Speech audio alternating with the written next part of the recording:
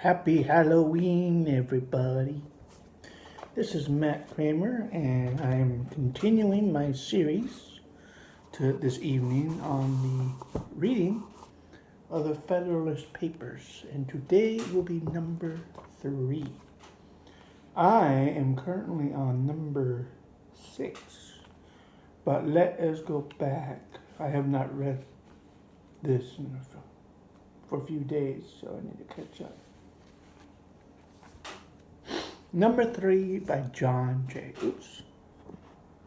No, by John Jay. Hopefully I can do this in one video.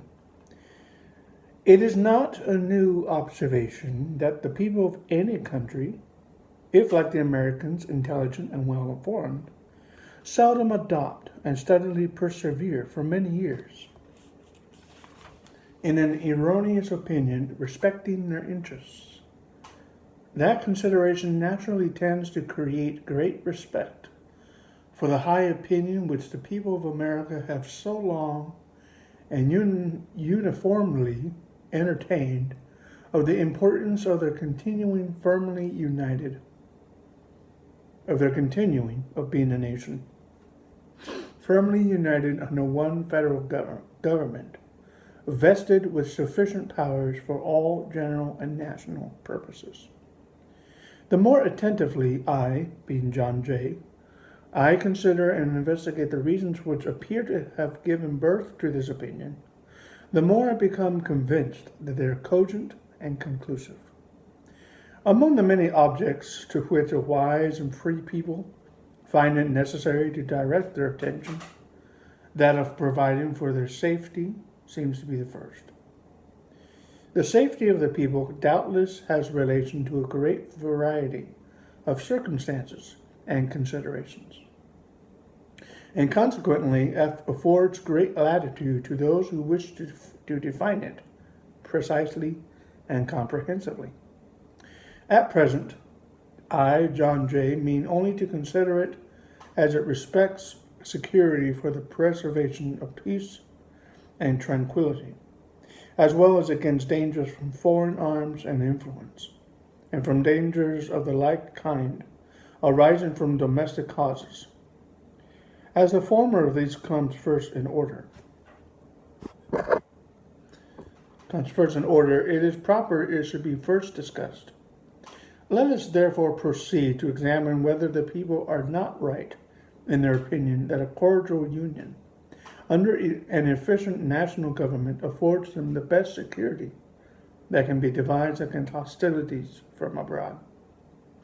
The number of wars which have happened or will happen in the world will always be found to be in proportion to the number and weight of the causes, whether real or pretended, which provoke or invite the wars. If this remark be just, it becomes useful to inquire whether so many just causes of war are likely to be given by united America as by disunited America. For if it should turn out, if it should turn out that united America will probably give the fewest, then it will follow that in this respect, the Union tends most to preserve the people in a state of peace with other nations. The just causes of war, for the most part, arise either from violations of treaties or from direct violence.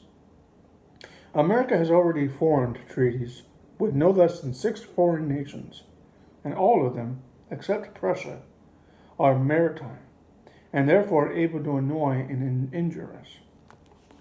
She has also extensive commerce with Portugal, Spain, and Britain, and with respect to the two latter, has in addition the circumstances of neighborhood to attend to.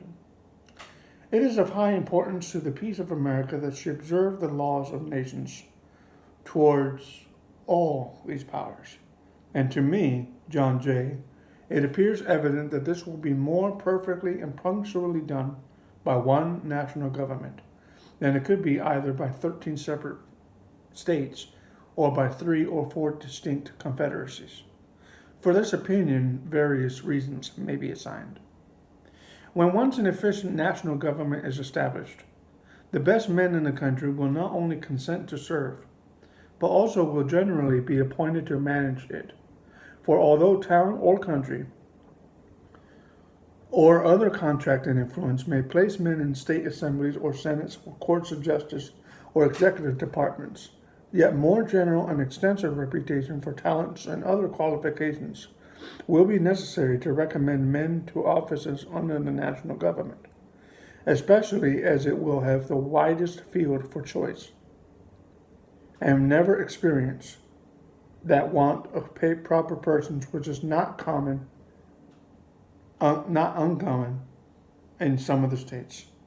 Hence, it will result that the administration, the political councils, and the judicial decisions of the national government will be more wise, systematical, and judicious than those of individual states, and consequently more satisfactory with respect to other nations, as well as more safe with respect to us.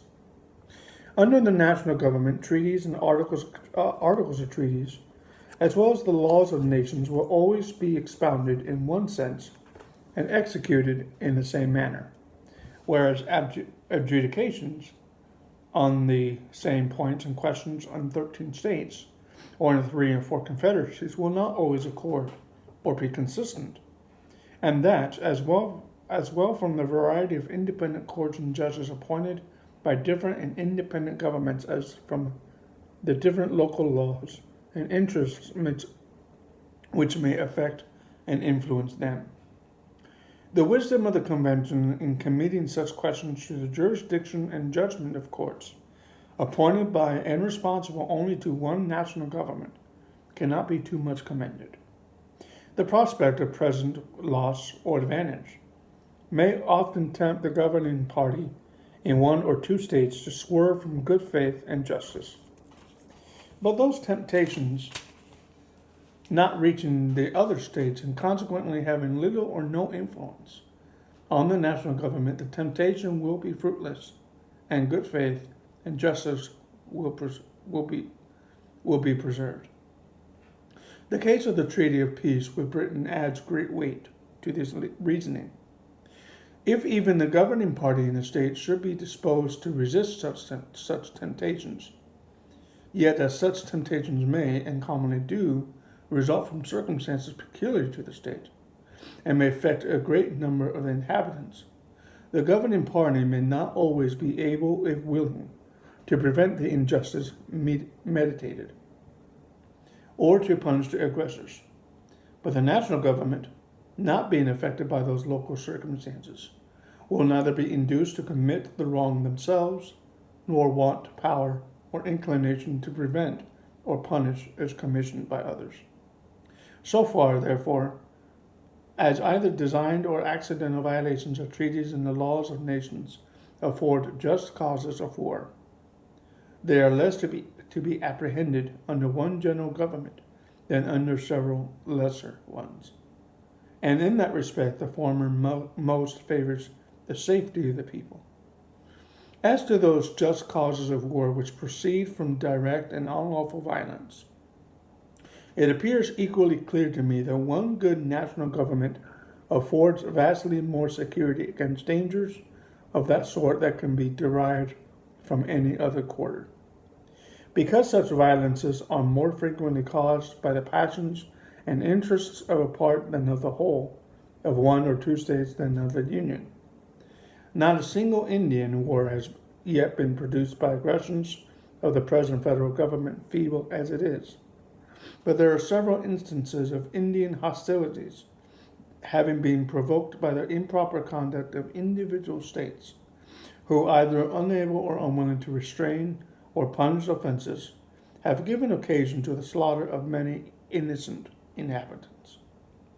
The neighborhood of Spanish and British territories, bordering on some states and not on others, naturally confines the causes of quarrel more immediately to the borderers. The bordering states, if any, will be those who, under the impulse of sudden irritation and a quick sense of apparent interest or injury, will be the most likely, by direct violence, to excite war with those nations. And nothing can so effectually obviate that danger as a national government, whose wisdom and prudence will not be diminished by the passion which actuate the parties immediately interested. But not only fewer just causes of war will be given by national government, but it will also be more in their power to accommodate and settle them amicably. They will be more temperate and cool, and in that respect, as well as in others, will be more in capacity to act with circumspection than the offending state. The pride of states as well as of men naturally disposes them to justify all their actions, and opposes their acknowledging, correcting, or repairing their errors and offenses. The national government, in such cases, will not be affected by this pride, but will proceed with moderation and candor to consider and decide on the means not proper to extricate, most proper to extricate them from the difficulties which threaten them. Besides, it is well known that the acknowledgments, explanations, and compensations are often accepted as satisfactory from a strong united nation, which would be rejected as unsatisfactory if offered by a state or confederacy of little consideration or power. In the year 1685, the state of Genoa, having offended Louis XIV, endeavored to appease him. He, Louis XIV, demanded that they should send their doge, or chief magistrate, accompanied by 4 of their senators to France, to ask his pardon and receive his terms. They were obliged to submit to it for the sake of peace.